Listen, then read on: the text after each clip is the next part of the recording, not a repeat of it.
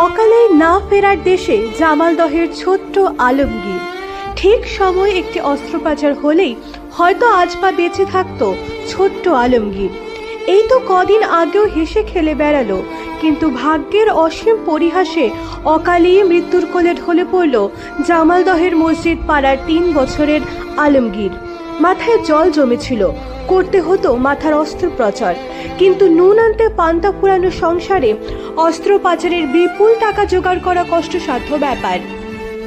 1 মাস আগে শিলিগুড়িতে স্বাস্থ্যসাথী কার্ড নিয়ে নার্সিংহোমে দৌড়ে দৌড়ে ঘুরেও চিকিৎসার ব্যবস্থা হয়নি। প্রতিবেশী তথা স্থানীয় বিজেপি নেতা প্রশান্ত সাহা বাচ্চাটিকে কলকাতার NRS হাসপাতালে নিয়ে আলমগীরের অস্ত্রোপচারের ব্যবস্থা করেন। 24শে এপ্রিল তারা কলকাতার